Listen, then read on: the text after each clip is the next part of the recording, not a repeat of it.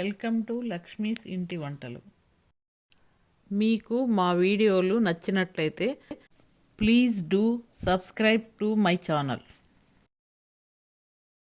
పాలకూర రైసు చేసుకోవడానికి కావలసినవి: ఉడికించి చల్లార్చుకున్న రైసు 1 కప్పు, సన్నగా తరిగి పెట్టుకున్న పాలకూర 1 కప్పు, నూనె 3 టేబుల్ స్పూన్లు, తాలింపు గింజలు, ఆవాలు, జీలకర్ర, పచ్చిశనగపప్పు, మినపప్పు 2 టేబుల్ స్పూన్లు, కరివేపాకు 2 రెమ్మలు, ఎండుమిరపకాయలు 3, కొత్తిమీర తరుగు 1 చిన్న కప్పు, నిమ్మకాయ అరబద్ద, పచ్చిమిరపకాయలు 3, ఉప్పు 1/2 టేబుల్ స్పూను.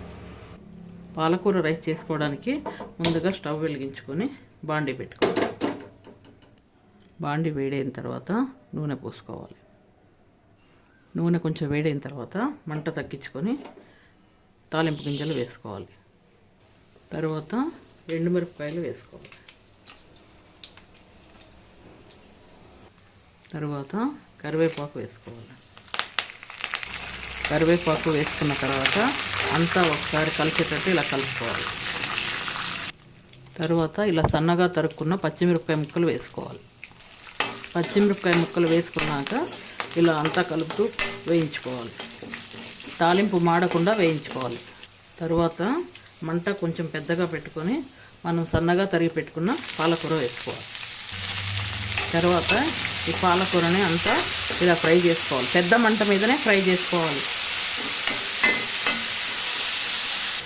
మనం ఇలా పక్కనే ఉండి అంతా ఇలా కలుపుతూ పాలకూరను ఫ్రై చేసుకోవాలి. పాలకూరని ఇలా ఫ్రై చేసుకోవాలి.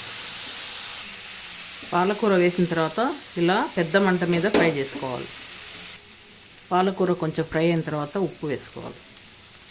ఉప్పు వేసుకొని పాలకూరకి ఉప్పు అంతా బాగా పట్టేటట్టు ఫ్రై చేసుకోవాలి.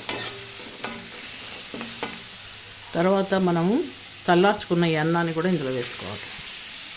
అన్నం వేసుకొని పాలకూరకి రైస్ బాగా పట్టేటట్టు ఇలా కలపాలి. రైస్ అంతా పాలకూర ఇలా పట్టిన తర్వాత మంట తగ్గించుకోవాలి. తర్వాత సన్నగా తరుక్కున్న కొత్తిమీర వేసుకోవాలి.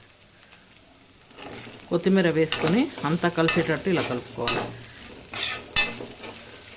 చివరిగా నిమ్మకాయ రసాన్ని ఇలా పిండుకోవాలి.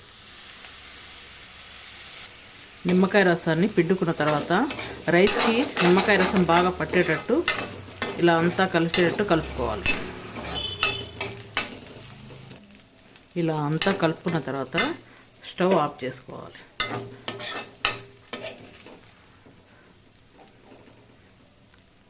అంతే, ఎంతో టేస్టీ అయిన పాలకూర రెడీ.